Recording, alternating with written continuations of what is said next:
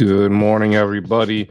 I hope you are having a great Monday because Mondays were made for greatness, and so were you. So let's make today great because there's plenty of basketball to get to, from the WNBA playoffs to the KD sweepstakes. Jason Tatum speaks out, and the Jazz laugh at the New York Knicks offer.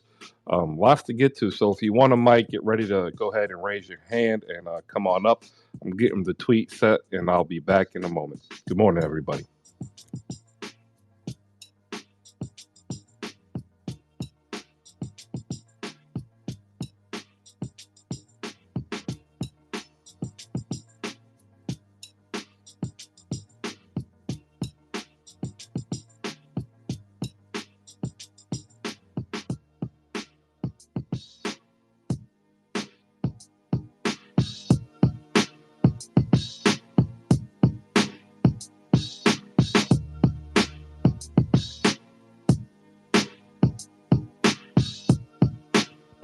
All right. All right. Lovely Monday. Getting ready to get started on basically the last 40 plus days of freedom as we get ready to get training camp set up for the NBA. The schedule has been released. Players have moved to their new locations, and we are still held hostage by Kevin Durant, Donovan Mitchell, the Brooklyn Nets, the New York Knicks. It is a New York type of summer, ladies and gentlemen. If you ever in your life thought that New York was not the mecca of basketball, I submit to you as evidence the summer of 2022. The entire free agency period was drowned out by Kevin Durant.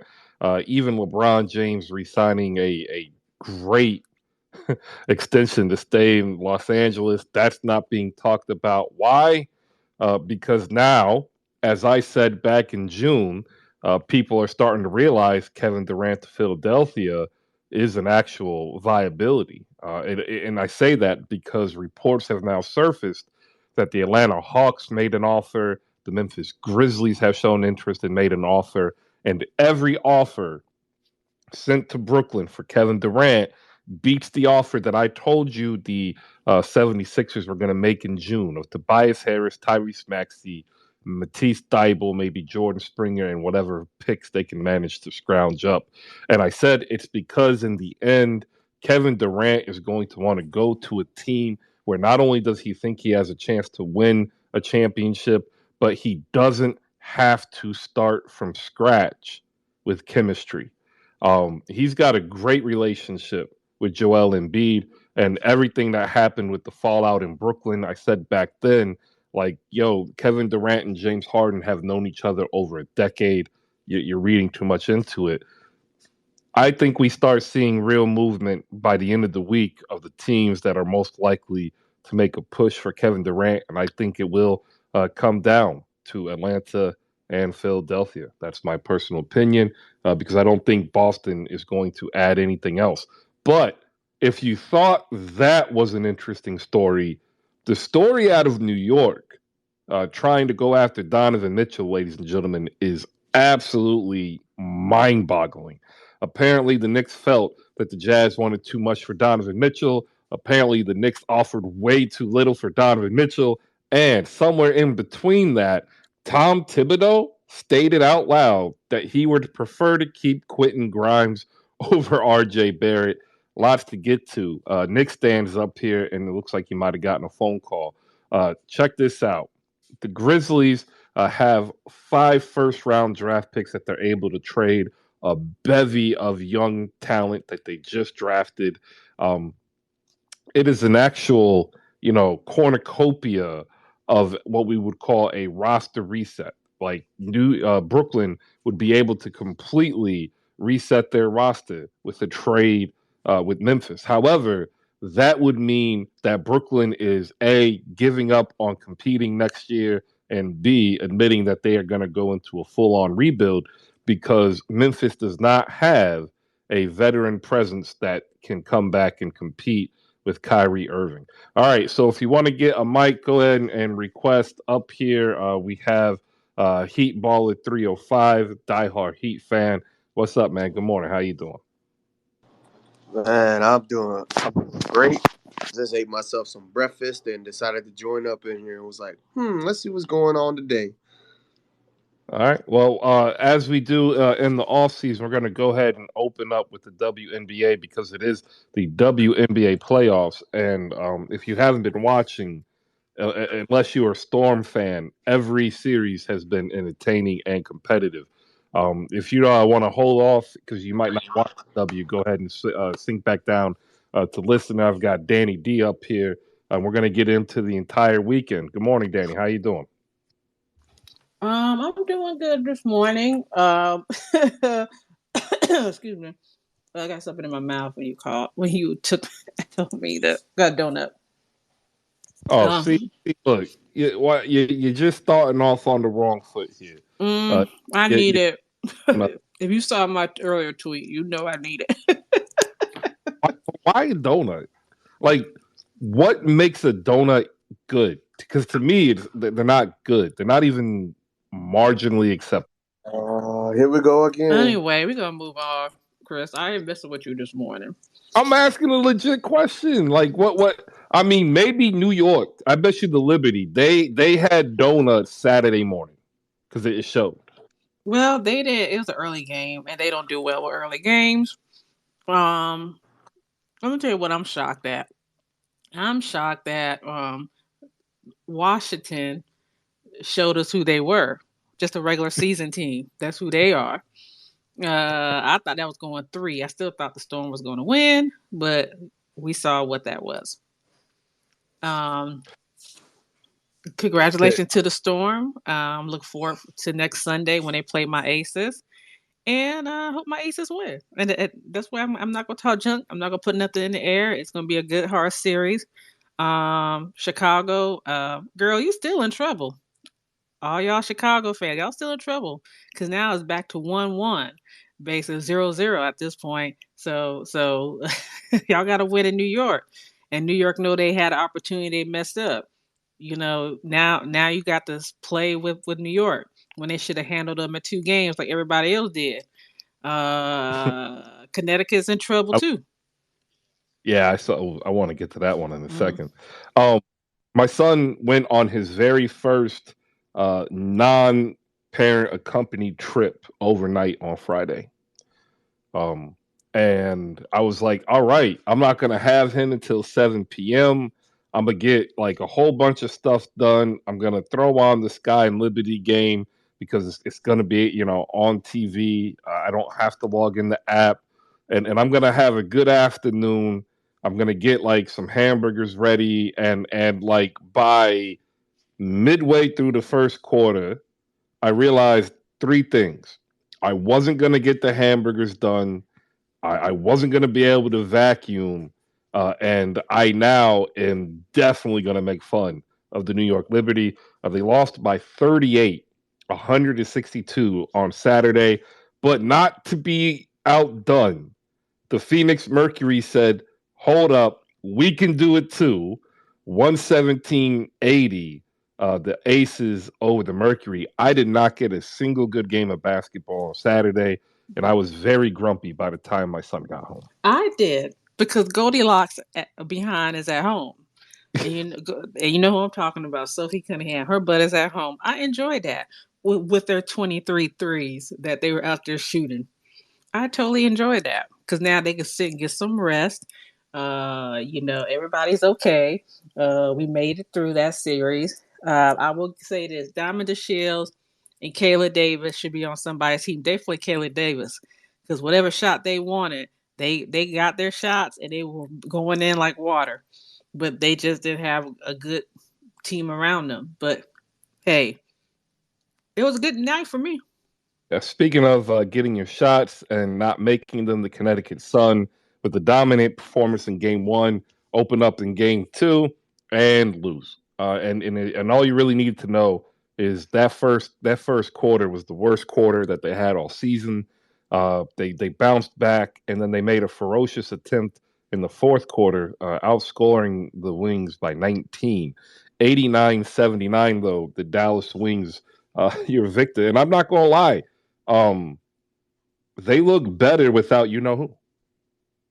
Yeah, they look better with Enrique without Enrique in there. The problem is Enrique doesn't know how to share the ball or don't trust her teammates to do the shooting. She feels like she got to take all the shots, and she takes poor shots when the ball is moving. Now, the person that should have a right to shoot is Alicia Gray because that sister was on.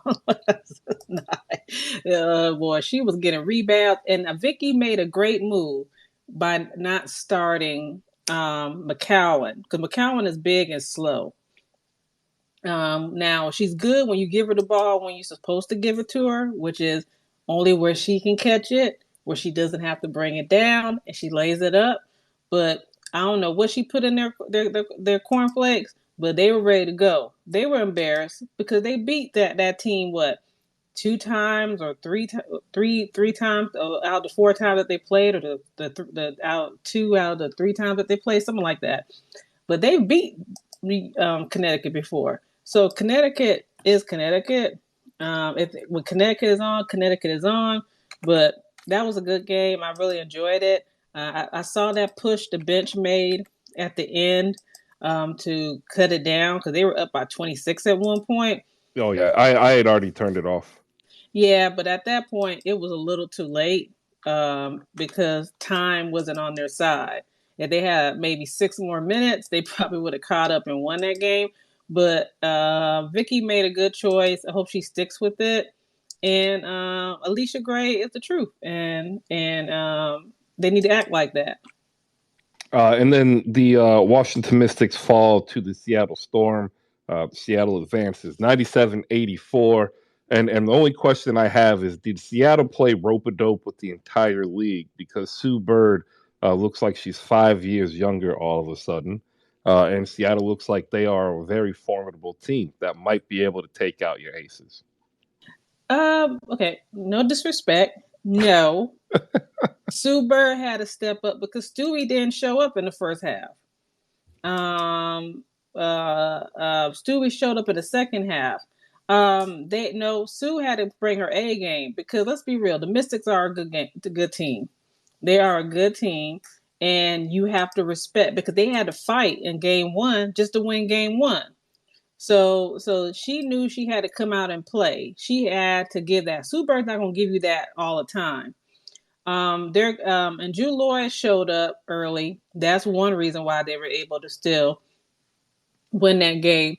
But my concern for them, and also too, Tina Charles, because Austin is a great rookie, but she has a problem with more physical forwards. We saw that in her college career because Aaliyah Boston always gave her the work.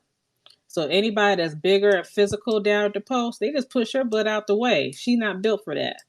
On her end. Jack down below saying, is Stewie not stepping up, or did she not force shots? She missed most of her shots in the first.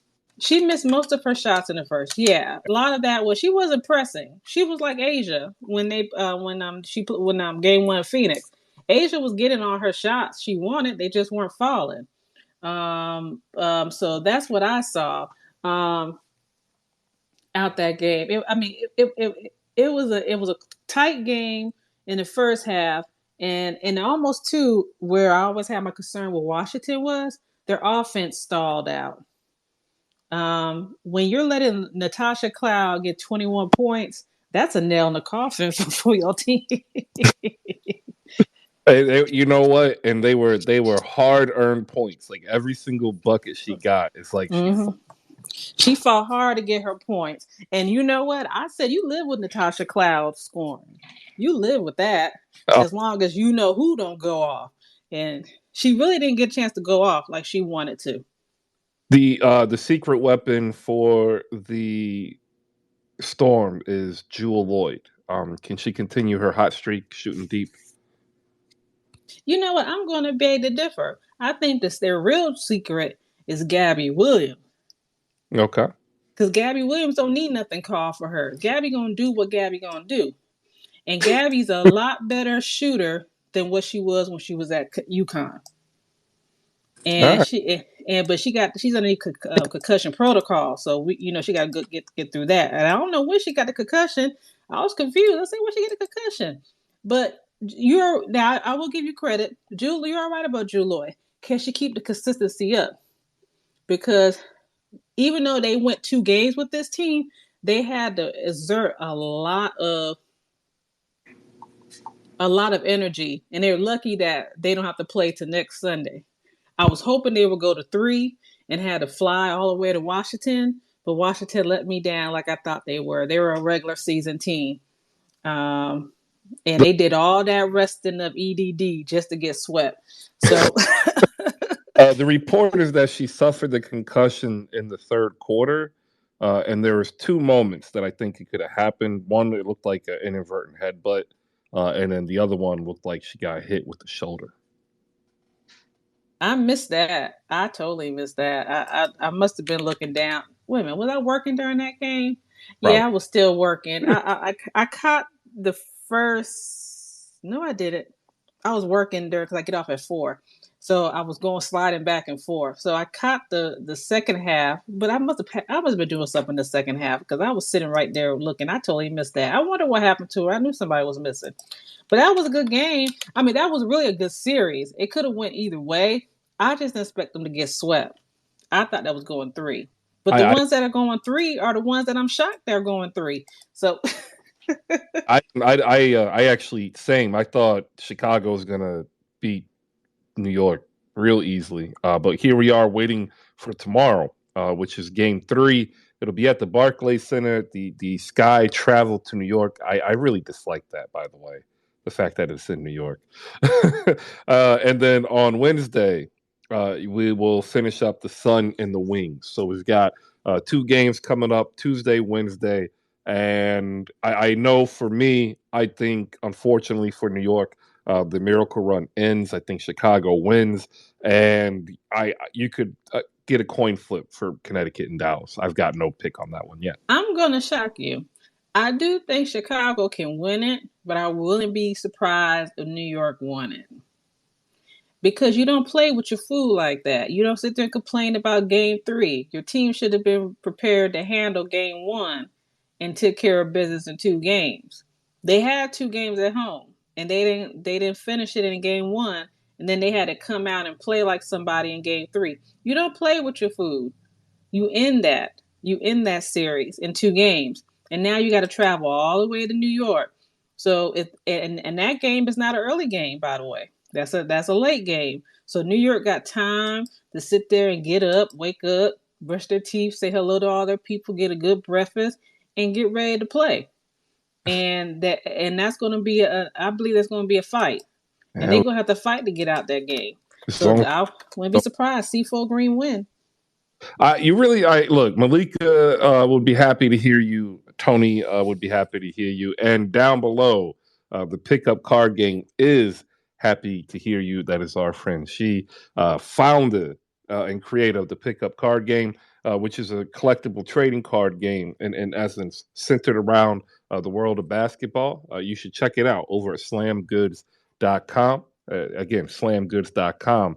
And just in a 1-year time frame, it went basically from an idea, conceptualization, test marketing, and production, and now it's primed to explode, everywhere that basketball is. He'd had a great summer barnstorming tour. Check it out over at Pickup Card Game.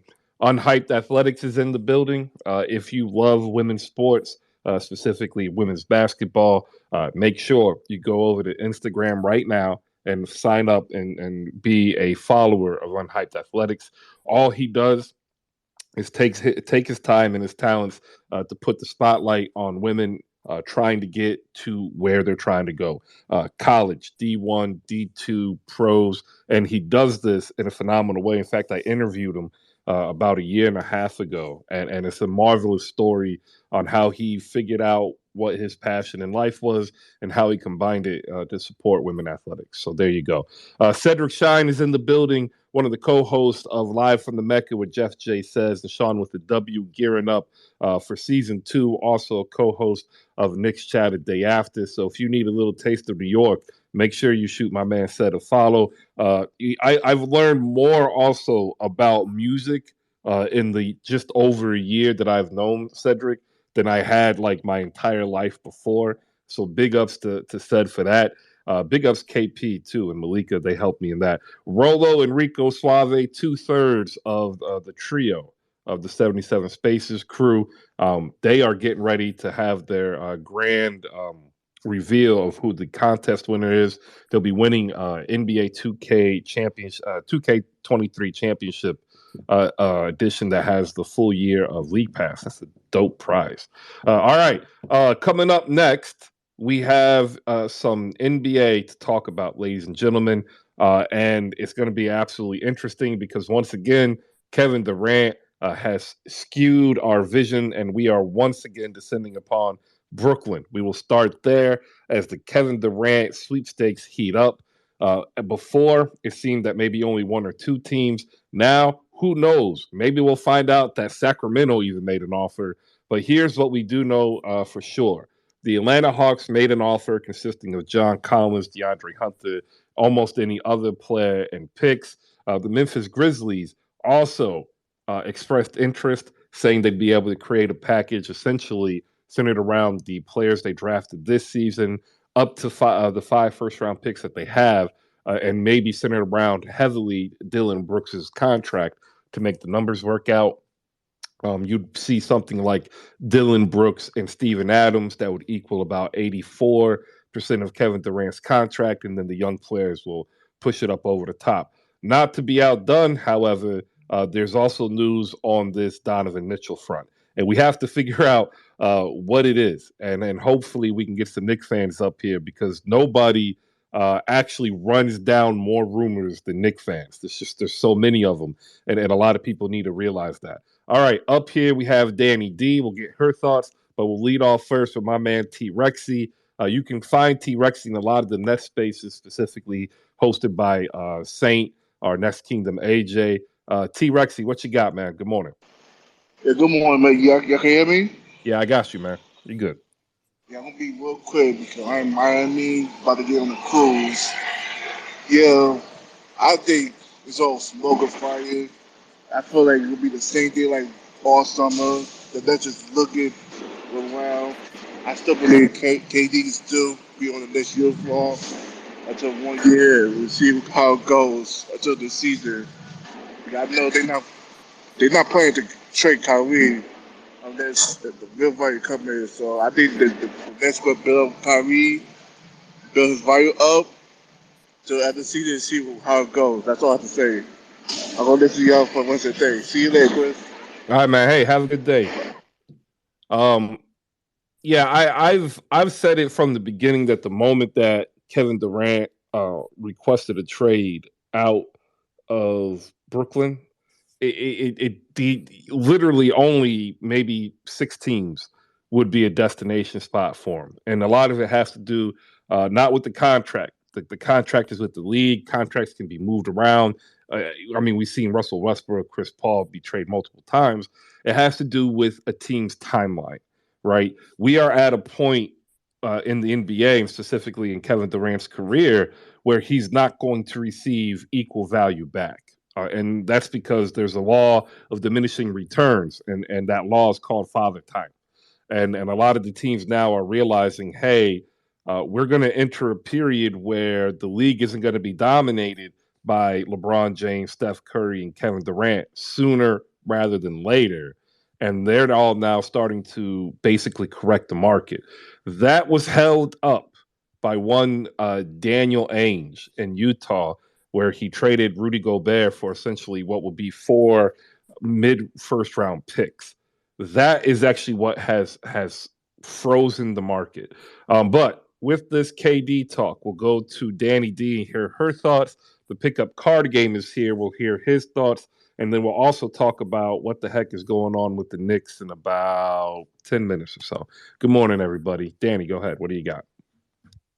Look, I already said he's going to be in Brooklyn this season because you got to find that third team to get involved in that type of swap. It's just not a 2-team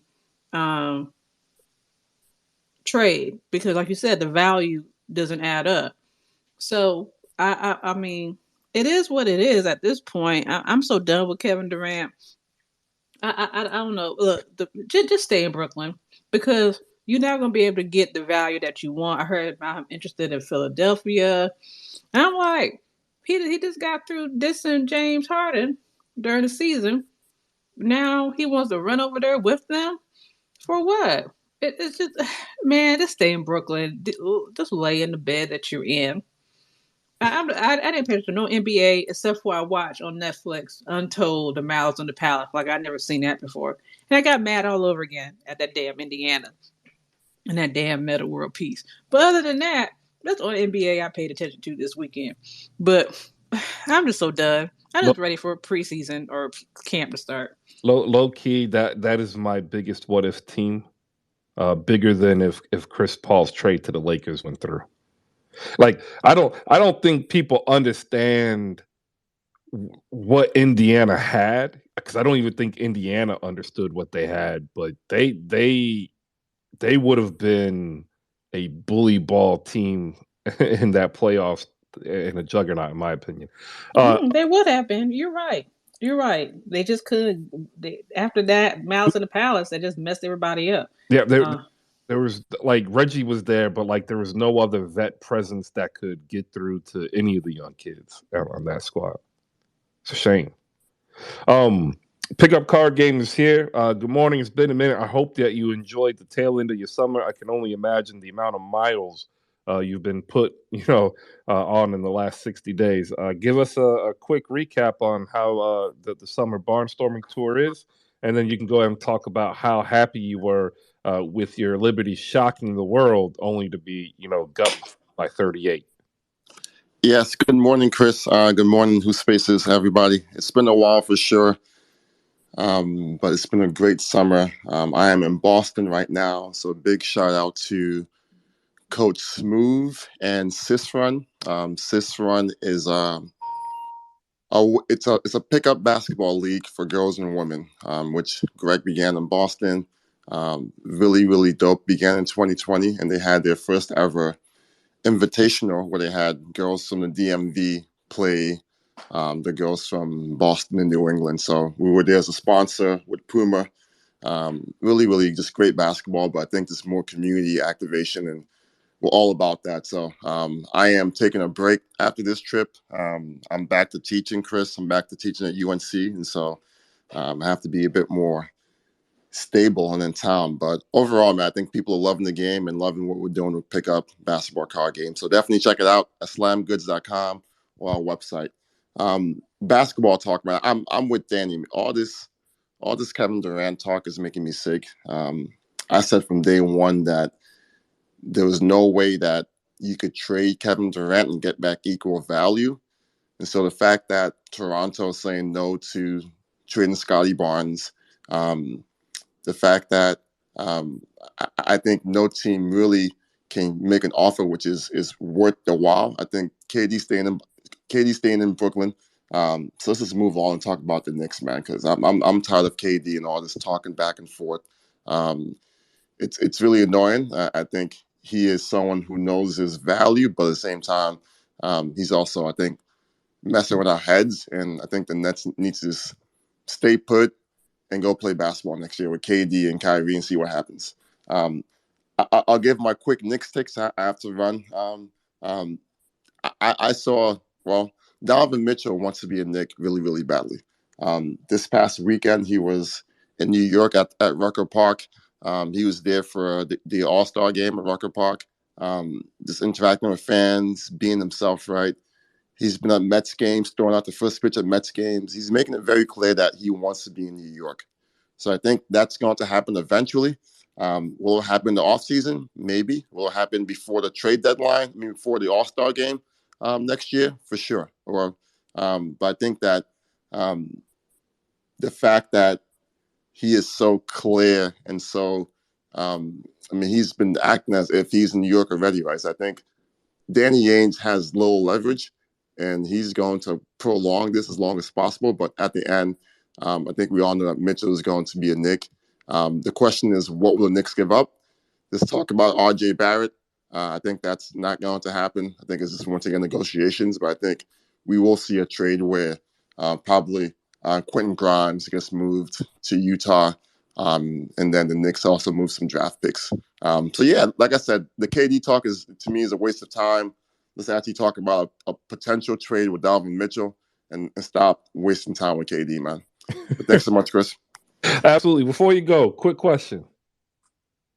Yeah. Can your students get extra credit by purchasing and playing and video, recording them playing pickup? No, they cannot. My class is pretty cool. It's a very hands-on class where I have my students pick a startup company and then spend the semester essentially in a simulation as if they were the founders for that company.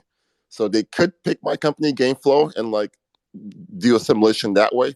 But I think for me, I try to let them be themselves and enjoy the class and pick something based on their passion. I'm big on you do what you love doing, and from that point, life is easier. So no extra credit, but I definitely have a few of them who have the game and talk about the game during class. So, but I don't give out brownie points for playing my card game. Hey, I got to check, man. Got to get in those grades up. Appreciate you stopping by, and I hope to hear more from you during the season. Talk about maybe doing some segments just with you and your takes on it. For sure. Before I leave, though, I have to say, Chris, I mean, I've said it before, but you are the ultimate connector. Me being connected to Sisron and Coach Smooth, Greg, was all through you on this platform. So I always want to give you flowers and say that you do a lot of things which are very compassionate and kind. I think people should recognize that. And also, when you say, talk to this person, right? This is a good connection. I will always take note because you've been on point in terms of your connections. Cut down the net, Coach Smooth and Sis Talk. So thank you so much for being that guy who is just once again looking out for community and trying to make sure folks are connected and doing great things together. Yeah, appreciate it, man. You make it easy when you do great things. It's just, it's easy to point out your greatness, Yes, sir. Napoleon is with us. Napoleon, Mavs and Trailblazers fan. Some type of combination in whatever order have you. Also, somebody who likes to filibuster at times. What he will filibuster about today, I do not know. But I do know he watches both the WNBA and the NBA. And I know for a fact he wants Kevin Durant in a Trailblazers uniform. Napoleon, give us your W take and then go ahead. Give us your KD take. And to everybody's pleasure, there's a poll up there. Are you tired of KD trade talk? Yes or no? Or you can't get enough? Let us know. And then we'll move on to the Knicks in about 5 minutes. Appreciate it, everybody. Good morning. Greetings and salutations, everyone. I'm loving what I'm seeing out of the W right now. You know, those women are over there fighting it out, and it's great basketball. We're seeing it at a level that we haven't seen them play at consistently. So I'm interested to see where it goes. As far as the besmirching of me being a Trailblazers fan, no, I'm a Mavs fan that just happened to support Dame Lillard. That's what that is. So we're gonna put that right there. And as far as Kevin Durant is who we thought he was. I've been saying this. It's not a popular opinion. He has great talent, and people are enamored with his ability. But he is passive aggressive. His best years have been when he's been surrounded by talent, and you cannot pinpoint him. It showed when he was with Russ. It showed when he was in Golden State surrounded by Steph and Clay. Him as the premier, focal point, he can't get it done. So he has no leverage. He's a great talent, but you can't build. You're trying to build a sandcastle with Kevin Durant. That's where that is. I'm like, He just needs to go sit somewhere and call it what it is. He's a great talent to have, but as far as building a franchise with him, look, if you want to do that, I got I got beach property to sell you from Oklahoma. Hey, you know what? If it keeps it up the way it is, they will have some beachfront property in Oklahoma. Good night. My boy's out there right now, and he said that like the erosion just from the drought is scary. All right, so the reason why I do have KD up here is that when we talk about leverage a lot, and this is something that I think a lot of people should pay more attention to. A lot of people will say that Kevin Durant doesn't have leverage, or a said player doesn't have leverage because he's signed a contract with the team. The team is the owner operator of the contract. The contract is from a pool of money that's collectively bargained between the Players Association and the league. The leverage that is created is the narrative, and we're finding now more and more, even outside of sports, that how you put yourself in a position of leverage is to have overwhelming popular public opinion and support. So when we ask ourselves uh, what KD is trying to do here, could it be that KD believes that Brooklyn, not the fan base, but Brooklyn is incapable of supporting him? Is the question that I was going after. But I understand when a lot of people kind of have the oversaturation because he has dominated the summer. Napoleon, your thought from a team that also has a player that has dominated the summer, that's being Luka Doncic. Like, do you not feel a little bit of empathy? None whatsoever, because none. And I'm and it's from this standpoint. Luca is maturing and starting to put it together. He had rough spots with teammates, but he's always shown up. He When we've had losses, he shouldered them, understanding he was the franchise player. If we go back to Kevin Durant at Texas, his talent, his potential has always gotten him further than his talent has. And that for me is bothersome. I don't understand how we're going to judge somebody based on their potential instead of their output. All right, I get it. All right, we're moving on.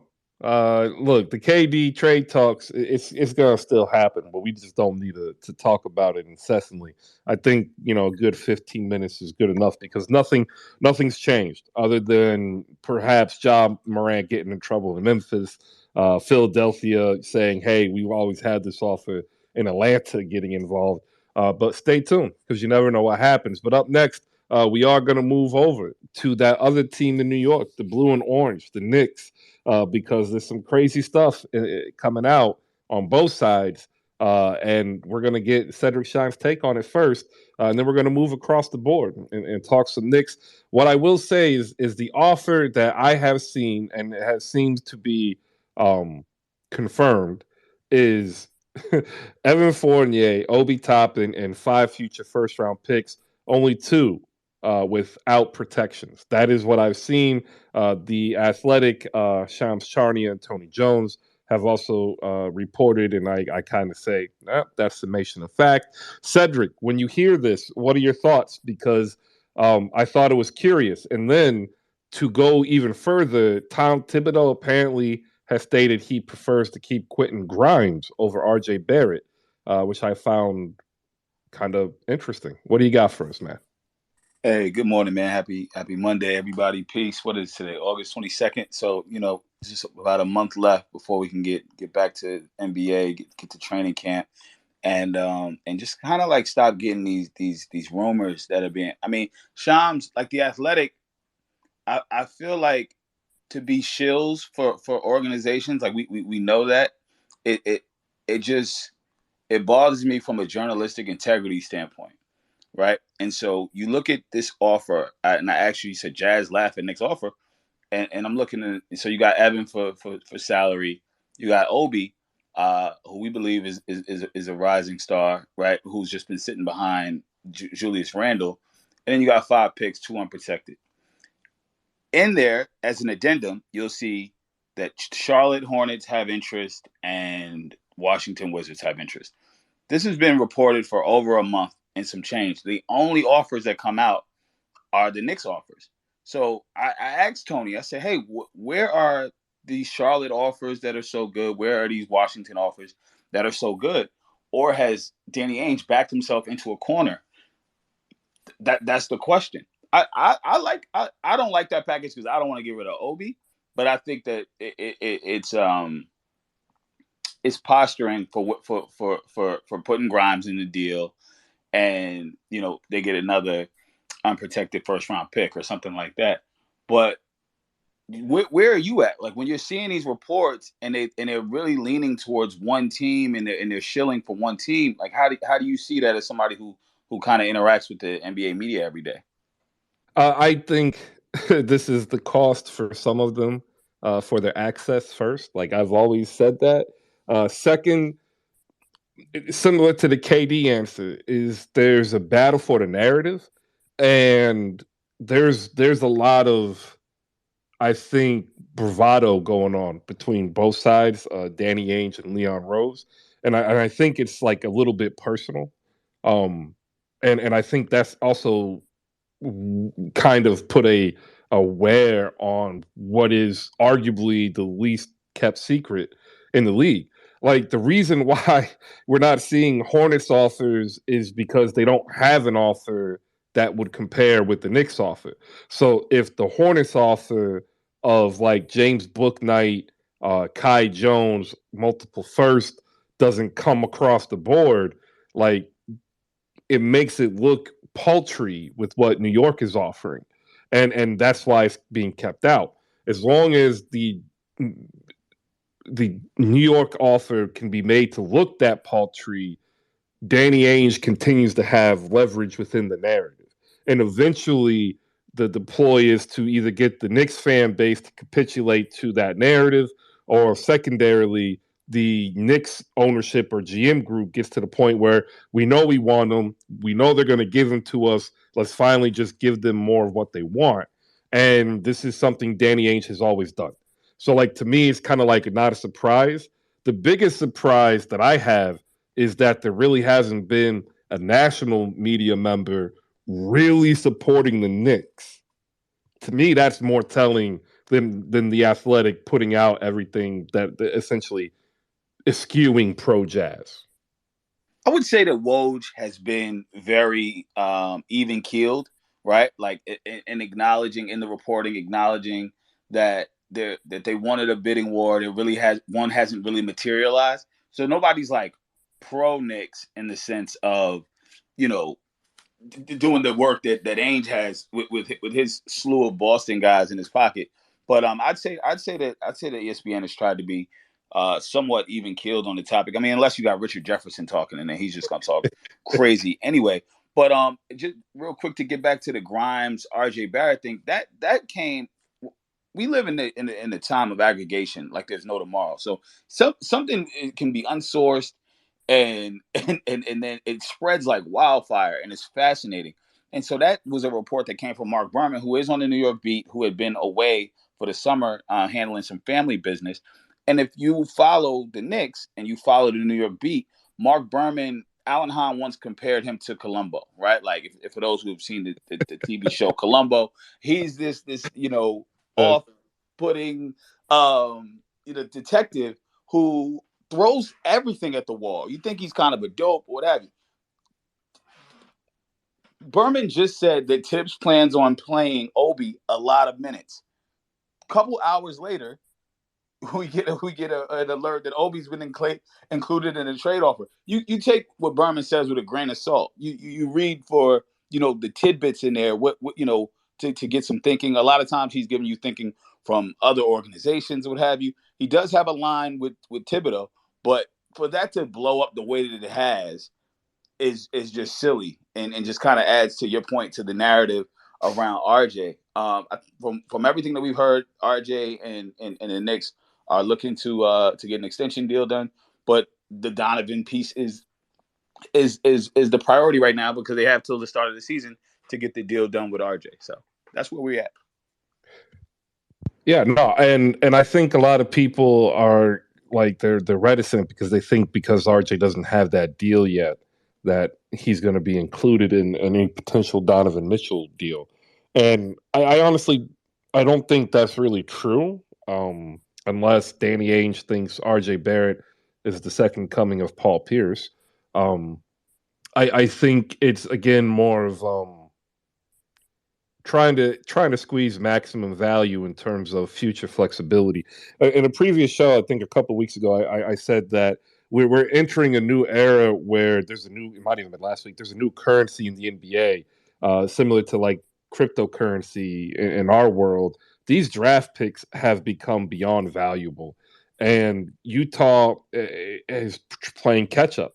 Every team in the West, honestly, is playing catch up to Oklahoma City. And now every team in the East is playing catch up to the New York Knicks. And I think that also kind of plays into this narrative that Leon Rose understood going into the New York gig that he had to somehow get the Knicks to where they are right now, the accumulation of valuable asset. And he's done a very masterful job, to be honest. If you said 2 years ago, that the New York Knicks would be a top 18 terms of future assets and cap, you'd think I was crazy. But that's what he's done. And he wants to keep it that way. He doesn't want to just get it and then blow it all on Donovan Mitchell, right? Like whether he's worth it or not, it isn't a good business move if you're taking that new NBA model. What do you think about that, Seth? No, I think you're right. I mean, I think Leon got canned for the deals that he made this past draft. We collected 3 extra firsts because of the way that the movement was happening and getting off of Kemba or what have you. And now people are looking at those same draft picks and saying, "Oh wow, look at all these first 11 firsts in the next 7 drafts or what have you." So I think that's dope. I want to go back. I just want to jump back to Don because I love Donovan Mitchell. I really like him as a player. I think that he's got some improvements he can make from a playmaking standpoint, and obviously his defense. But he has the body that can do it, even being an undersized guard. He has the wingspan, what have you. And so, why is there not a bidding war? Well, the reason is because he's got 3 years left on this deal, right? But if you're like a team who has what Ainge would want, Cedric, if you're can I jump in here Orlando, real quick with you? I don't have much time. I just want to jump in and ask you a couple of questions because I got some pretty good juice on what's going on with the New York Knicks. But let's just say that Donovan comes in, RJ stays. Look at the team build. Tell us about the 4 players that are going to have the ball in their hands. Just look at the team construct and tell me your thoughts on that. Yeah, I mean, obviously, I'm gonna jump back to the Donovan piece, but as far as the Jalen Brunson is coming in to be the lead point guard, I think Donovan Mitchell is an excellent closer. RJ Barrett is a solid 2-way player. So as far as ball handling duties, I think you'd see a lot of ball handling duties out of Jalen Brunson and Donovan and RJ leading the second unit a little bit more. Yeah, I like that. But you got a situation. You've got Julius Randle, who's going to be competing for a redemption year. I don't think there's a player on earth right now working his ass off more than Julius Randle has this summer, conditioning his body, working on his skills. Then you got Jalen Brunson coming in. He's going to have to prove his worth. Then you got R.J. Barrett, who's trying to get his name up to the next tier level. And then you're going to bring in Donovan Mitchell, which is expected to average 25 points per game. You've got a real thing going on there with those 4 players all having to have the ball. The number one thing right now with Donovan Mitchell is he's made it clear to his inner circle and somehow has gotten the word out there that the only team he would be happy would be the New York Knicks. So I think you've got some pieces to work there. I think you're going to have to let go of someone like Julius or the Miami Heat. The Knicks and the Miami Heat were destinations that Mitchell was interested in going into it. And I'm glad you said that, because that speaks to my point of why Orlando, who would have the assets, right? Obviously, OKC has the assets because Utah wants draft picks, right? And so why wouldn't Orlando make that trade? They could definitely compete with a Knicks offer, because in 3 years Donovan Mitchell is out. Like, he was already upset at the lack of the national stage that he got in Utah, and it showed in where he would end up in the All-Star voting. So I think you're not seeing some of these teams create this bidding war because they're like, I don't think this guy's going to stick around in a big market in the next 3 years. So that has something to do with it as well, but also Orlando has a lot of parts. And if they don't have anybody that Utah can feel comfortable with as making, a person of the franchise, then they, in their mind, are trading away a person who is bringing some type of national spotlight to Utah. Like, That would be wild, kids. well, remember when Stockton and Malone retired? Like, God, like you didn't see a Utah game. I mean, you won't see one this year. They what do they have? 4 games, none on ESPN. They got the 1 game with the Knicks on TNT. I hear you on that, Chris, but then also when they sent away Gobert and didn't bring back anybody of note, it really signaled that this is a full rebuild for them with hiring Will Hardy, who's 34. So I don't think, again, to the point of them really wanting unprotected picks as their draft capital, and then some players on small on their rookie scale deals. Orlando has that, like there's no tomorrow. So I don't think it's about them bringing back a player, because if they're not even if they're interested in bringing Grimes back, right? Love Quentin Grimes. Went to Kansas his first year, transferred to Houston. Folks thought he was going to be a lottery pick, ended up going 25th. Good guy, good 3-and-D guy who has some other playmaking abilities, can put it on the floor, what have you. But I don't think they think that he's about to be their star. They're looking to draft their star. They're looking for Scoop. They're looking for Victor. Like, I think that's where they're trying to head out this season. Well, actually, I think, and this is gonna sound really crazy to people who haven't seen a lot of Utah games. I think they feels they have a player on their roster right now that is going to develop not into necessarily a star, but like a Jeremy Grant role, where he ends up becoming greater because he has the volume, and that's Nickeil Alexander-Walker. I think if you watch the Jazz at the end of last year when Conley was down, they didn't give the start to Clarkson. They gave the start to NAW. And closing the season, when he started to get more run, he actually started putting up some interesting numbers across the board, where I could see him doing maybe an 18, 5 and 4 is basically Gordon Hayward light. Up on stage, you heard Cedric. We're going to go quickly to pick up Card Game to get his thoughts on the New York Knicks as well. We have Nothing But Heat, who's connected to the La Familia of Kentucky.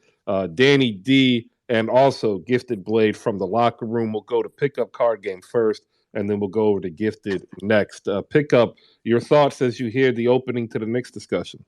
Yeah. I mean, I'm what you said. I think in terms of offers out there, the Knicks have the best offer. I think Danny Ainge is being Danny Ainge, right? He has to be a GM. He has to put things out there in the media to try to influence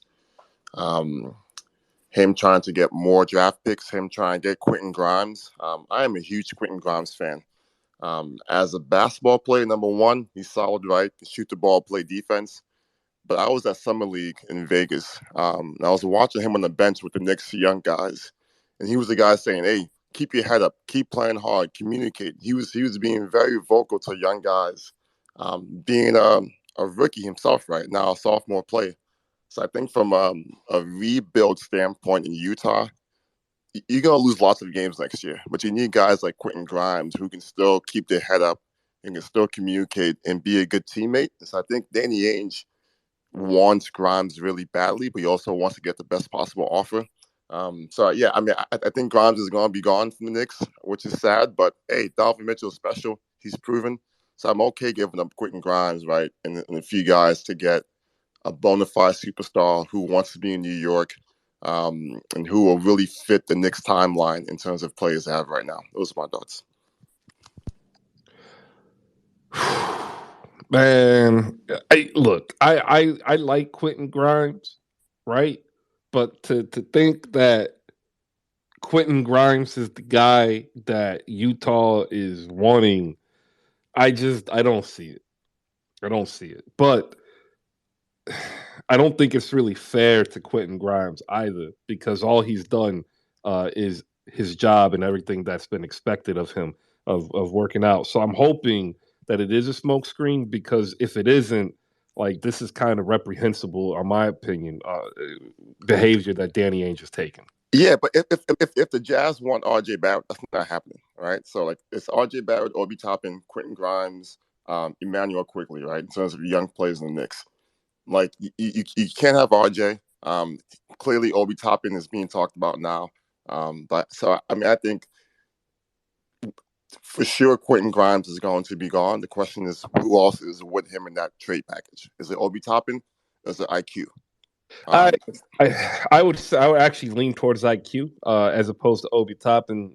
One of the reasons that Minnesota offer was also taken is they actually did like Jared Vanderbilt, who's also out of Kentucky. So I think they'd more look like at an IQ with Obi as opposed to Quentin Grimes. That's just me. Gifted, your thoughts? Welcome. You had a lively. Obi Toppin is considered a left familiar too there. He is? You're going to have to tell me how. I forgot. Gifted, go ahead first. Scott will pop in right after you. Obi spent a lot of time in Lexington this summer.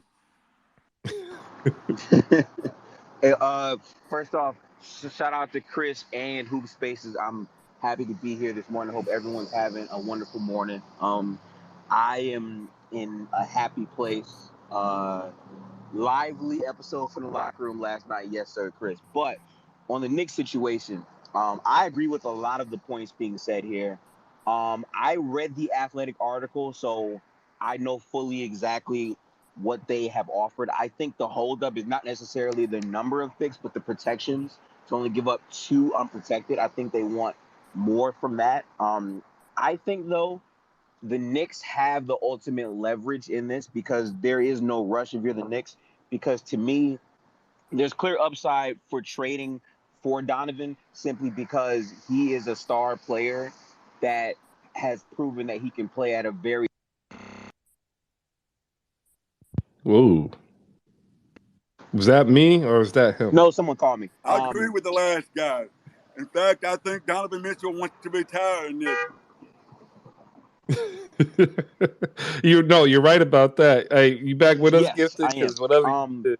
Yeah. Basically, he's a star player. He's young, and because of that, there's potential that he could lure other free agents in the future, which I can understand using him as a bit of a because realistically, Absolutely. I don't see Julius Randle on this team long term, and because they've done such a great job with their cap space, they're going to be able to create a whole lot more. So I'm very pleased with. Julius Randle wants to head back to Texas, and I'm sorry for cutting in. I'm just throwing these things out there. I just know Julius Randle would like to be in Texas.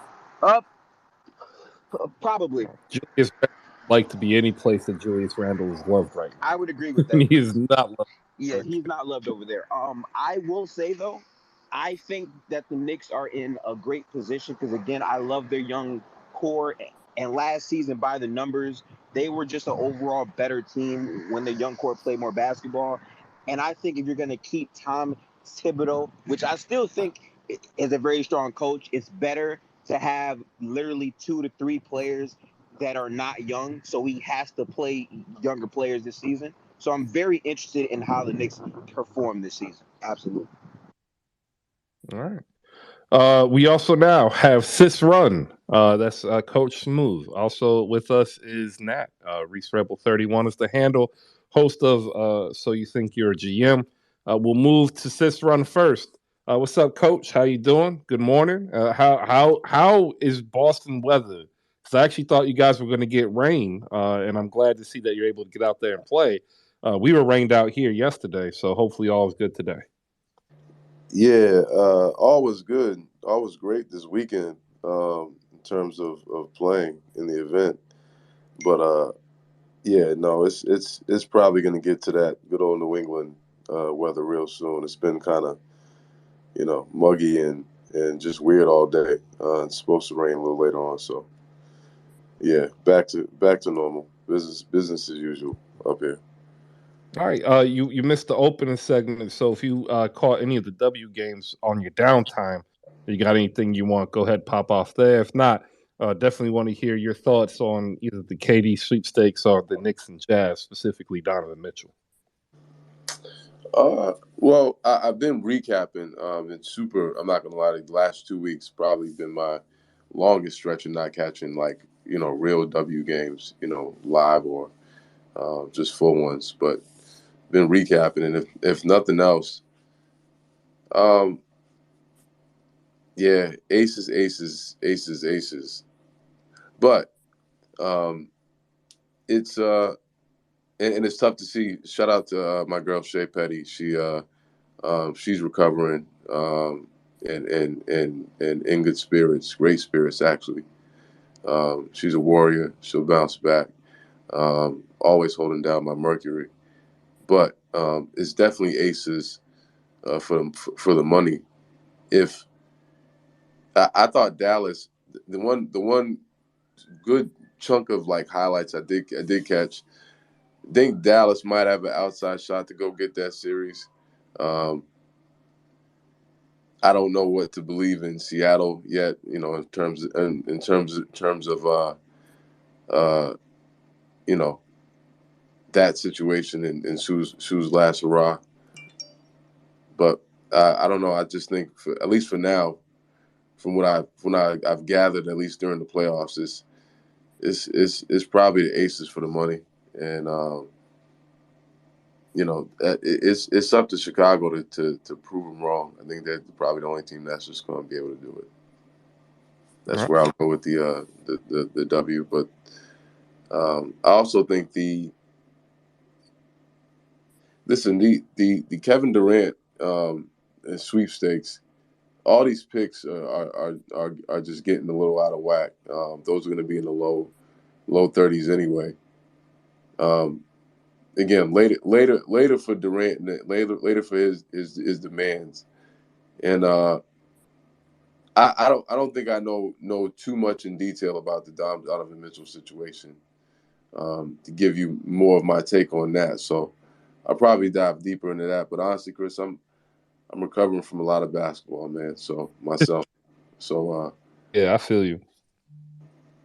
I'm tell the people real quick what you've actually were able to create. I mean I know Nat might remember, but a lot of people this is the first time possibly hearing you.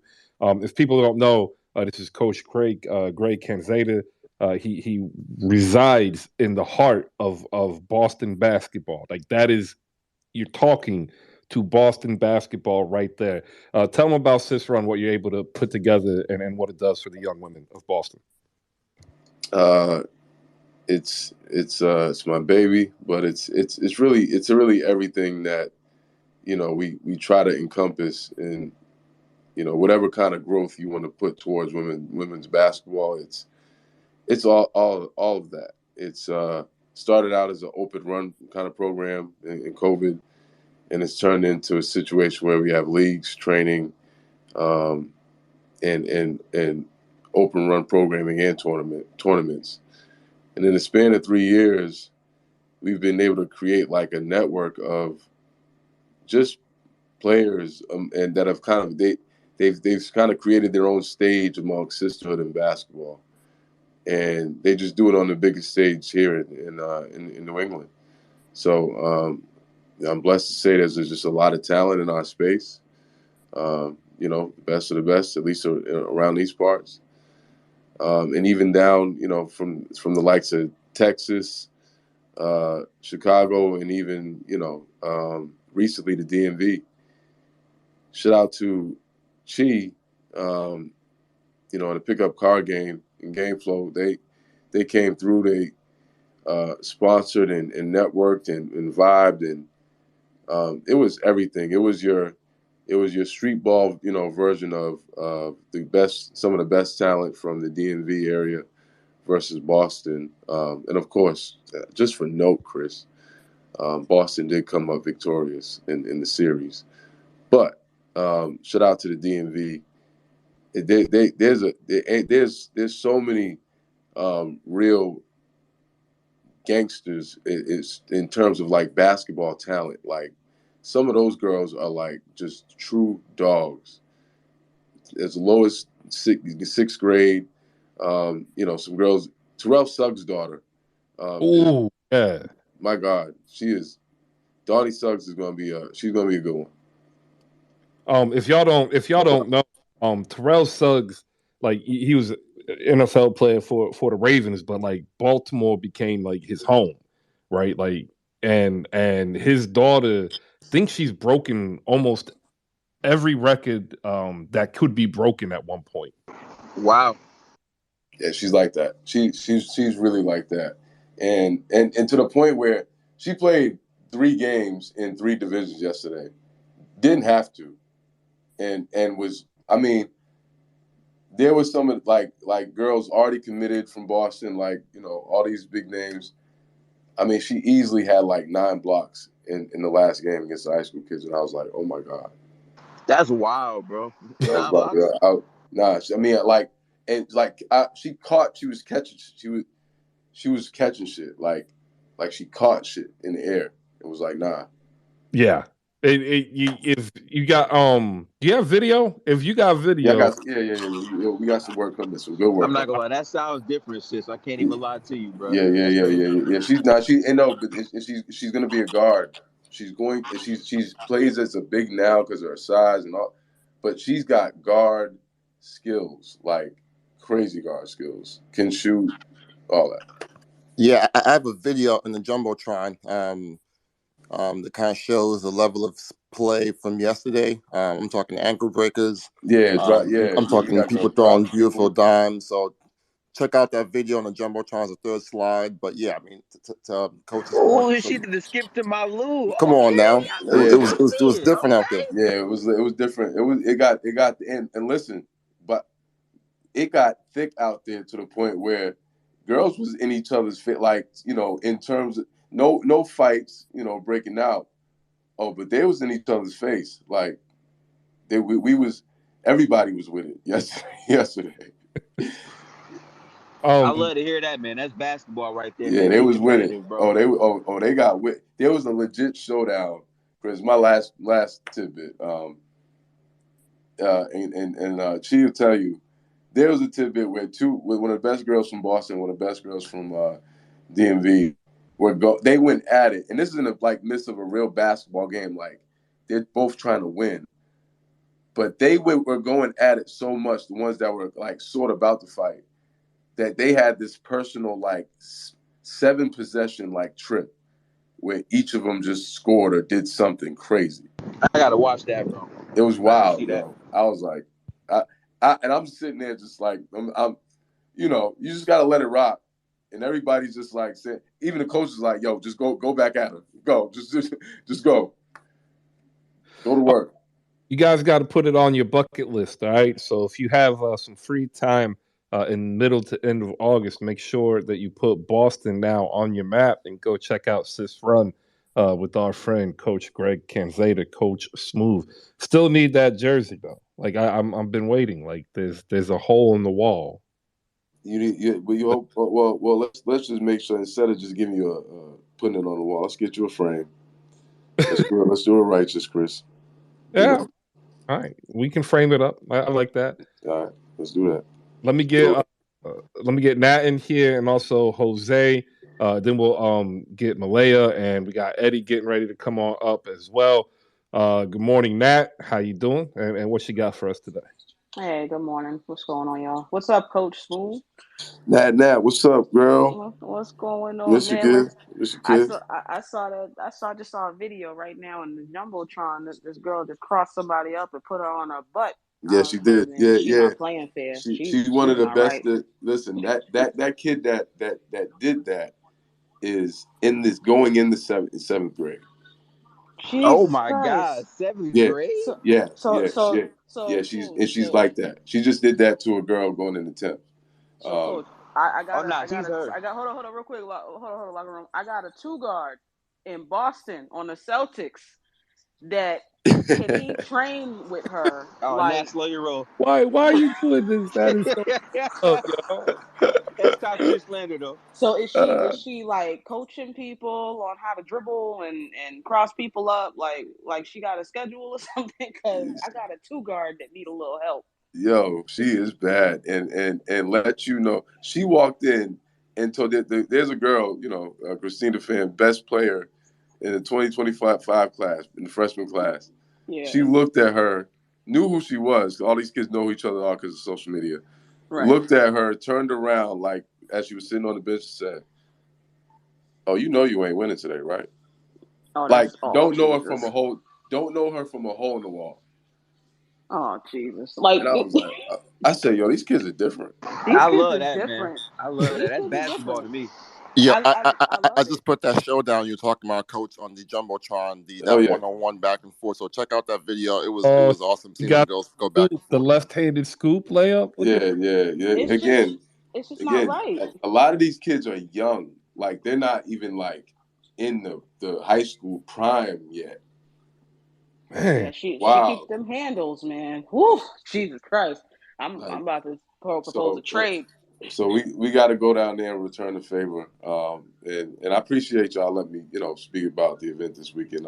Chris got a great room with a lot of people in it trying to listen to some great stuff. But I got to tell you, this is everything that I have been trying to grow in terms of bringing the field back, bringing the stage to women's basketball. That they kind of deserve in this capacity. So it was just cool to see it, like a little bit of that come to light this weekend, No. and my man Cheese be a part of that. So, but yeah, Nat, man, listen, I put it down. I put it down for the services.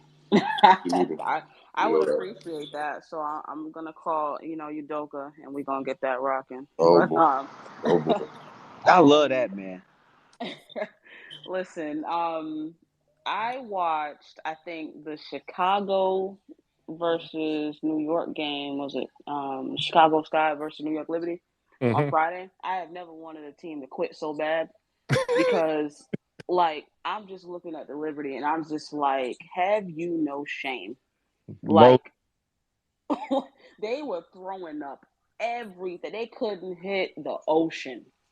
Like I was just like, what's going on? They was trying to play hero ball, but that was like an exciting game because Chicago just put a hurting on them, and that was a really really exciting game to watch for one team. You know, you could just take New York out of it because they were just I don't know, man. Like I just like just forfeit if you're not going to try, just quit. But that was a fun game, that I watched. And I'm looking forward to watching more. Really getting into the WNBA, this year, especially the playoffs. It's really intense, and I'm loving it. As far as what you were talking about with Donovan Mitchell and the Knicks, I think sometimes the best trades are the ones you don't make, and I am going to stand by that.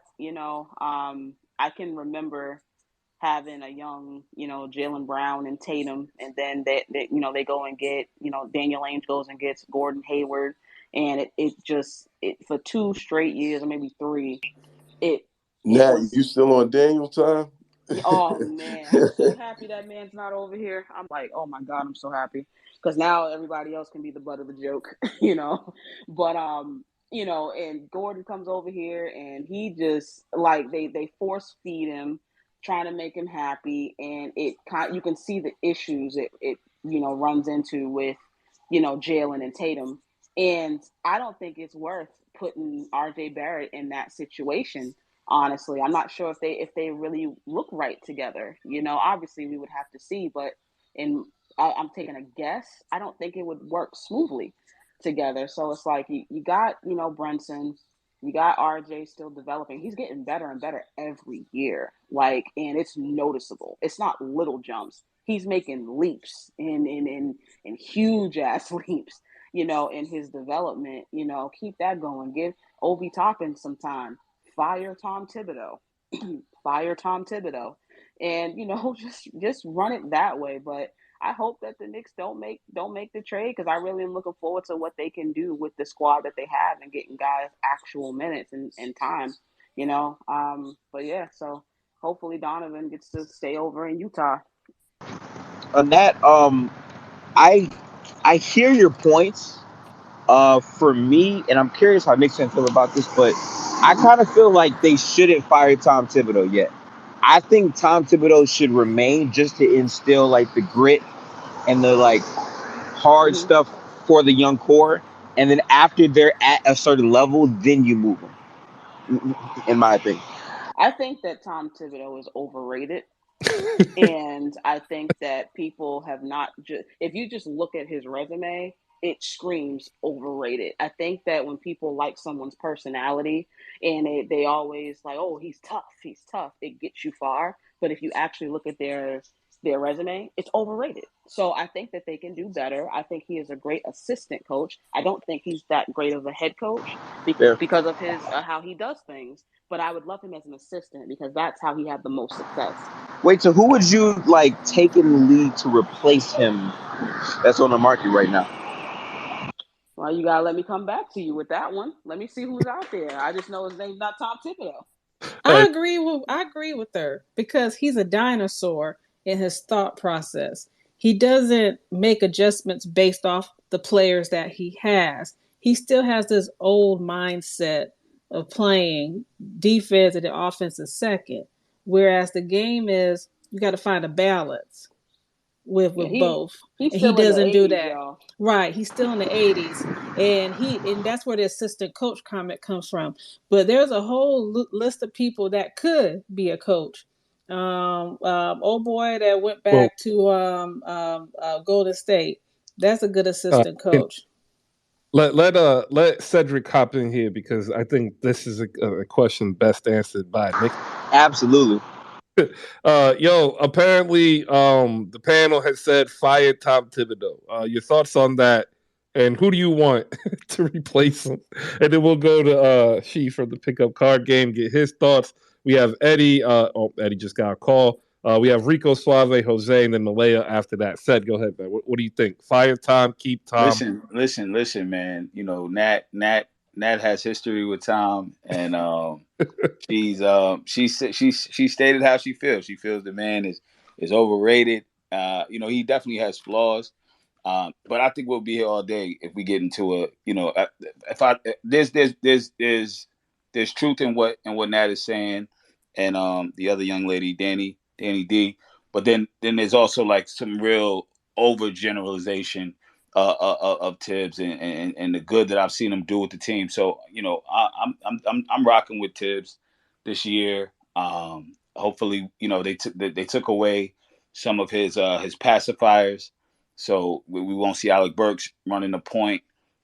That's absurd. We had some of the worst point guard play of any team in the league last year. So I'm really looking forward to that. I'm excited about that. I think that RJ actually could. RJ and Donovan could benefit each other. So again, we've been talking Knicks long enough. I know how folks start being like, "Shut up, we don't want to hear about the Knicks anymore." But I'd love to talk to Nat about that. I think putting a good two-way player like RJ with a proven scorer like Donovan actually it could be a good look. And Jalen, running the office, being the floor general. Yeah, somebody was saying something earlier about Julius and his need for touches. And I think that what we're looking for is to finally have some good point guard play and put people, to your point, Chris, in a position to score better, to be more efficient. And we won't be seeing point forward Julius anymore. I don't know how long he is for the team. There's some talk of a 3-team deal with him going back to the Lakers and Utah buying Russell Westbrook out and getting more picks that way. So we'll see. But nah, I think that for what Tom Thibodeau has had in New York last year, it was just, oh man, everything that could go wrong went wrong, and he was a part of that. I think the front office made some mistakes. I think he made some mistakes. So I'm down to check him out this year, and I can't wait for the home opener, man. I can't wait to be back in the building. Yeah, I actually think it's going to be a great Knicks season. I am not a Knicks fan, and I'm sitting here like I don't understand why a lot of people are trying to either write them off without seeing them start out the season. Because in my eyes, they've only got better. It's weird. Hold up, Gifted. I want to make sure. Yeah, like they had 30 they had 37 wins last year. I watched them personally shit away a solid 12 games because of their point guard play, because of them not being able to get a bucket in the final 3 minutes of the fourth quarter, right? And so you see them improve. And I'm not saying that Jalen Brunson is Steph Curry or you know what I mean, like a top point guard in the league, but when you watch some of those collapses, and when you watch Burks, and I love Alec Burks, but he he's a great two guard off the bench. When you got this guy starting and closing games, and he by the time he gets into the offense, it's fucking 10 seconds left on the shot clock. Like, Yep. you know what I'm saying? So it's like I watched that. Like that was brutal. Like I was there when Brooklyn came back from 28 down. You know what I mean? I remember that OKC game. Like there's too many games for me to name where it's just like, what is going on here? Like, I heard you when you say I was there, and all I could hear was Mike Gundy yelling, "I'm a man." Pickup card game. Come on in here. Your thoughts on the Knicks? We'll go up to Jose so he can talk about Jalen Brunson in a positive note, and then we'll move off of the Knicks and get some of your guys' general takes and get out of here. All right, appreciate everybody. Go ahead. Yeah, thanks, Chris. In terms of Tom Thibodeau, right? He was coach of the year 2 years ago, and so one great season. Last year he wasn't the best, so I will give him a third year to kind of see who he really is. But you know who I want to be a Knicks coach. There's a man out there in Philadelphia named Jay Wright, who I think would be an excellent coach for the Knicks. And so if Tibbs isn't the guy this year, I say Knicks go out there and grab Jay Wright in 2023-24 and run with that. All right. See, like, stop it with the Jay Wright. Like, I need. It's gonna happen, Chris. Oh, that's nasty propaganda. What's gonna happen is Doc Rivers will extricate our hearts from our chest one last time, and then Jay Wright will come in, and we will sail off into the sunset of James Harden's career being carried by the brilliance of Coach Jay Wright. Rico Suave, one of the three hosts of 77 Spaces, up here to give us positive vibes because pickup car game over here trying to take my future coach for the 76ers. Ain't cool, bro. Ain't cool. Jose, what you got? Good morning. It was well, let me touch on Jalen Brunson. Because I don't hate Jalen Brunson. I more so hate the Mavs front office for how they let talent walk out the door. And it's like when we have talent here in Dallas, it's like people are allergic to it. They're like, let's get rid of it. For what exactly? But with Jalen Brunson, one thing I'm going to miss as a Mets fan is the way he's able to pick his spots on the court, how he's able to manipulate the defense in terms of head fakes, his shoulder movements, even a little bit of his post game. Because for people who don't know, Jalen Brunson played power forward when he was in high school, so he has a little bit of a post up game. I love the way he utilizes his body just to get to the rim, and that's something I'm going to miss. And also just him as a consistent primary ball handler, and that's what some Mavs fans don't understand. That's a big loss we're taking, and a big gain that the Knicks are getting. Then that's all I have to say about the Knicks. Don't ask me to speak about them anymore, Chris, please. Anyways, uh, anyways, eventful basketball weekend. Luca versus Croatia. Interesting game. Luca had a very bad performance. Only 10 points in 21 minutes. They were hounding him and just beating him up anytime they had a chance to actually just play up on him. And these are friendly matches. and they are beating up on Luca. I just can't wait. It makes me even more excited for Eurobasket to begin, which should be here later on this week because I think the qualifiers start on Thursday, 25th, if I'm not mistaken. So definitely intriguing to see this Eurobasket go on. LeBron James, Jason Tatum, Isaiah Thomas, all at the crossover. That was fun to watch, even though they had to cut the game off short. I really had fun just watching LeBron James enter the gym and watch how many people just lined up in the morning from 12 a.m. to whatever time they started letting people in. It was just like, wow, like this is how big basketball could be, even in the most rural areas around the country.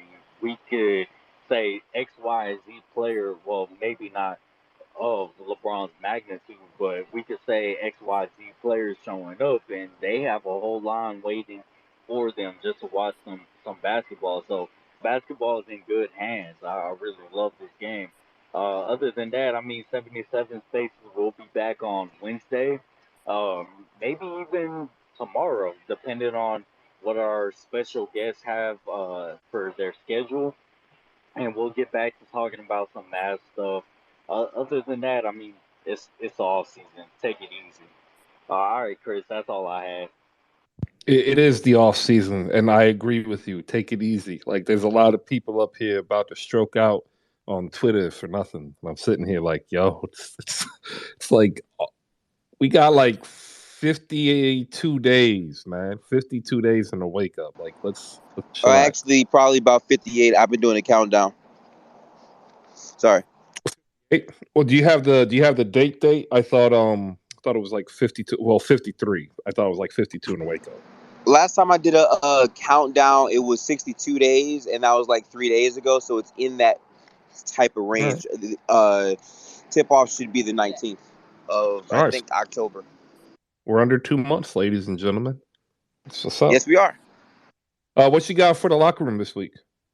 So this week, we're doing a film breakdown on Trae Young. We all understand how much of an Atlanta Hawks fan that I am, but Trae Young is a very good basketball player, and I aim to bring a balanced conversation about Trae Young and how good he is. I do think he has an argument and a claim to be a top 5 playmaker in the league right now. So on Wednesday, we are going to be looking at the film about everything he does well, and we're also going to point out some areas of improvement for Trae Young on Wednesday. All right. Up next, we'll listen to Malaya real quick. We got about 3 minutes before we get ready to head out. Malaya, good morning. How you doing? I'm doing good. How you doing, Chris? Hi, I'm doing. everybody down there, and up here. I just wanted to say, I don't think KD's getting traded. I just feel like the Nets want too much, but he could. The Memphis could trade for him, but I just don't feel like he's getting traded because I feel like there's too much to give up for him. Donovan Mitchell, I think he'll eventually. It seems like it will be the Knicks, but like they did offer some more first round picks. I just feel like I think Donovan will get traded more quicker than KD will. I think it'll probably be around maybe the trade deadline or next off season before KD gets traded. But I think Mitchell will get traded eventually. It's just same thing with both. Want the Nets and Utah want a lot more first round picks, and I don't know if teams willing to offer that. But that's all I had to say, and I'm glad that Candace and the Chicago Sky won over the weekend. Sorry, y'all, I'm a diehard Candace fan. She's one of the reasons why I keep up with basketball. But yeah, I just wanted to say that, and hopefully the rest of you guys have a good rest of y'all day. Yeah, make it a great Mondays. Mondays are made for greatness. If you don't attack a Monday, you're gonna fail for the rest of the week. That's what I was taught. That's a fact. All right. I've got a funny tidbit before we get out of here. And before we do, Cedric said, what's the date in September? Was it September 9th? Did some of those contracts get unlocked for a trade in this potential Donovan Mitchell trade? August 30th. Well, August 30th, I believe, is when those that's the Pat Beverly, Malik Beasley, when those guys can be included in a deal. all right. So, if there wasn't any move before then, there wasn't going to. Well, if there was moving before then, that was the movement to a potential third suitor. Uh, Charlotte never really materialized because I don't think they had any of the picks, but Miami could have, and I think the fact that we haven't seen a movement to Miami, coupled with Udonis Haslem signing for his 20th season, that to me kind of cements it. And I think as time progresses through the beginning of September, I think that's when that deal gets made because there's no other deal to be made. And if they drag it into the season, then you're going to have a negative affect. They don't want because the All Star game is going to be in Utah. That is going to be one different type of All Star weekend. If none of y'all been to Salt Lake City, don't like it's. Yeah, that's cook. Look, I ain't gonna lie to in you. February though, like that's wild. Like February, like That's wild, Cedric. And, like and dry. Like unless you like skiing, I mean, they got good hotels. This might. I mean, look, I'm gonna keep it at 100. This might be a real good year for the IG honeys to make it out to right the All Star game because so many people. It's not gonna be a lot of competition. You know what? I mean, Jordan Poole might he might struggle if he goes this year. Nah, that's not true. All right. Look, man, I've been enough times that I don't plan on ever going back. Let me just put it that way. Scott, you there? You got anything you want to add in here before we get ready to go out? I'll let you come back up and remember everybody. It's a little delay. He has to see. No, I'm just saying what you want to say. You may not see a lot of deals being made right now, a lot of leverage, or a lot of power going on. I think that's because Donovan Mitchell really has put out the word that he wants to be a Knick. I really believe that's where he wants to retire. He wants to be the face of New York City. Yeah, I agree with you. Albert Pujols hits home runs number 691, 692. That's your non-basketball news as he gets closer to 700. I still, think every day I'm going to wake up and there'll be a story finding out that he took some type of performance-enhancing drug, which I'll say, y'all need to put Barry Bonds in the Hall of Fame. Chris, let me ask Nothing But Heat a question, though. Nothing But Heat, the word was that Donovan was interested in the Knicks or Miami. I know Miami's been going after Kevin Durant and unwilling to add Adebayo. But where are you at with a Mitchell Heat pairing? This is the Nothing But Heat. I think it's interesting. Did you guys actually say that Donovan Mitchell had the potential to be in Orlando? Is that correct? Huh? No. He was saying why doesn't a team like Orlando that has a bevy of young pieces and future draft capital make an offer? That would be painful for Bam and Donovan Mitchell to be BFFs and live right down the road from one another. That's what I was thinking. All right. I don't know if he caught all the question said. We'll try to revisit that. The funny tidbit that I have for you comes from Andre Drummond, who just signed for Chicago. This is in context of how he views himself in basketball. I think I'm already there. Where is the subject matter here? I'm on my way. Okay, I'm already there, but I'm on my way. This is how it's opening up. By the time I retire, I'll go down as the best rebounder ever, if not already. Ladies and gentlemen, Andre Drummond. I mean, listen, Andre Drummond. Look, confidence is key, right? And so one thing, it needs to border on delusion for you to be successful sometimes. Because if you don't believe in yourself, who's going to believe in yourself? I'm actually trying to get some delusional confidence myself. So I'm going to go find that quote, and I want to I'm gonna look to Andre Drummond to be my my kindred spirit in me looking for this delusional confidence because I respect it.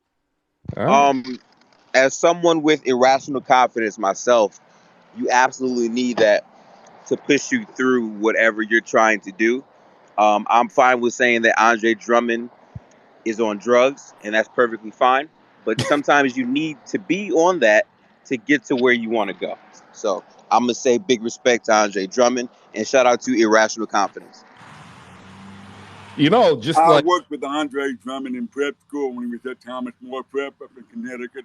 He's been this way since the beginning of time. In fact, we tried to get him to work harder, be a little bit more motivated in his game and skills. And I think he let those days pass him by without creating new skills for himself. So I think he's still playing from behind, but he is confident. That's who he is. yeah, I was gonna say like he's always kind of been like that, and had he continued to play like he had in Detroit, pulling down 17 a game, we might be talking about something different. Um, I tried to watch game what was it, House of Dragons last night. I was one of those like some odd 30,000-40,000 people who apparently couldn't stream it. Anybody watch that? Was it worth the watch? Did I miss anything? I mean, I enjoyed it. Are you into Game of Thrones? Are you into It was good. I was really into the first three I've seasons. never seen Game of Thrones outside of the first episode. When I seen the brother and the sister doing what they were doing, I said I will revisit this at some point in my life, but not today. We need KP to have a space. KP owns these types He of had spaces one where he has. last night. Yeah, Oh, He did he? did. Yeah, he Oh, had okay. one last night. I was in it. It was good last night. I enjoyed Oh, it. okay. uh, I enjoyed everything last. I enjoyed everything. See, you try to watch on the app. I watched it on actual cable TV, so that's why I was able to watch it. I wasn't messing W with no Danny. app last. I wasn't messing with that app last night. I knew that shit was gonna. I mean, that mess was gonna crash. And that's what people were saying. yeah. I tried once. Once I tried once, I realized that I wasn't going to watch it, and then I ended up watching a very provocative documentary about cats. Apparently, cats are really weird. So I've been right all along. That's what we're ending on today. Cats are weird, and if you own one, my heart's out to you because it's weird. Like they really are weird. You can't mess with the puss. That's all I got to say. You can't mess with the puss. All That's all right, you I'm got to say. gonna end it there, ladies and I gentlemen. just say the pussy cats. All right, God, we are in the middle of the off season. We need 57 days in a wake up badly, ladies and gentlemen. Otherwise, we're going to devolve into chicanery that hasn't been seen since Looney Tunes. Which, by the way, if you haven't seen Looney Tunes, I really question your sanity. I really do. Looney Tunes, the unintended hero of our childhood. Cedric, what do you I got? want to shout the Hawks out for shoot, man. I like what Travis is on, man. He said, "Hey, are you down?" I just want to shout them out for that. Yo, shout out to all the Hawks fan and Hawks fan TV. If KD ends up in Atlanta, yo, we just gonna have to live with it, bro. All right, Hey, make it. yo, look, I'm with it. I mean, I think they could have, offered a little bit more, but I'm with it. I like it. I like what they're on. I do too. Make it a great Monday. We'll see you tomorrow, 10 a.m. Gifted. When's the locker room? Tomorrow, Wednesday at 9. No, Cap at 8 o'clock EST. That is where we will again be doing a Trae Young film space breakdown for his entire game. Ironically, I dropped that tweet at the top the day that they're trying to throw in John Collins for Kevin Durant. So that's cool. Hey, tomorrow's Tuesday, by the way. Yeah, it feels like Sunday the way that I've been so productive yesterday and today. But you're right. Today is a Monday. I just happen to be off of work, surprisingly. So, All right, that's what's up. All right, see you tomorrow, 10 a.m. Peace out. peace.